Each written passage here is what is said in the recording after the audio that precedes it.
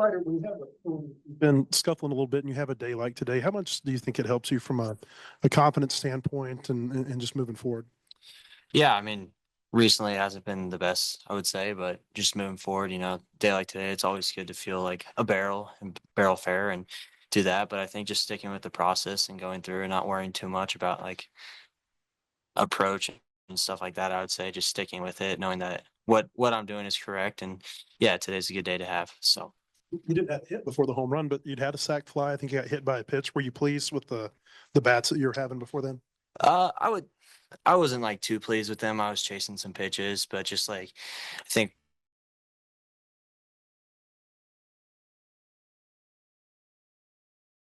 chase, and I was happy with that. Like I think he threw me a slider in the dirt the pitch before, and earlier in the day I was kind of chasing, so I was happy with the take on that. So yeah.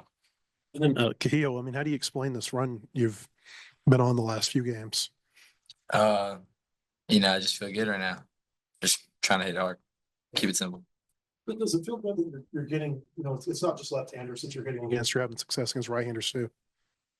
Yeah. So I mean, honestly, I don't really think much of the play. The ball's in the zone, more than likely to swing.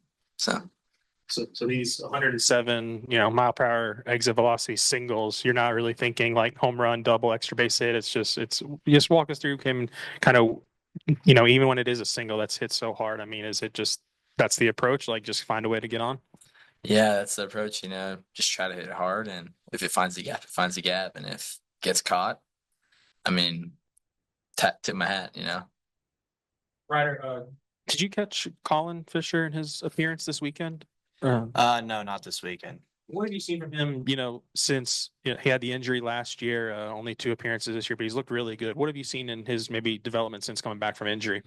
Yeah, I think last year, I mean, he was obviously really good, really hard to hit, and coming back in the pre-spring, it wasn't like as many strikes, but I mean, this weekend it's just, or the past two appearances, it's just been pounding the zone with three pitches, and I mean, it's really good to see because he's such a good teammate, such a good guy. You always want to root for him, and he's in the zone and he's competing really good. So Aside from, because he doesn't have this high 90s fastball, aside from the control, what is it maybe that makes him really hard to hit? I mean, I would just say he's a competitor. Like, when you get in the box, you don't know really what you're going to get. I remember last fall, he threw me a first pitch changeup to lead off the game. And it's just, that's the kind of pitcher he is. He's going to throw you stuff that you don't really expect. So, I guess Ryder, I think you started 7 of the 8 games behind the plate. Just kind of how are you adjusting from going, being the number two catcher to number one catcher, catching every day now? I would just say, sticking with it, trying to get as much recovery in as possible, get as much food in as I need, and stay hydrated, stay healthy. But I know my body can do it. So, Dave was in here talking about maybe some of the challenges of being DH and not playing the field. I mean, having done that at BYU and now here, do you kind of share some of those things? Is it kind of difficult to kind of keep yourself engaged in between innings and those kinds of things?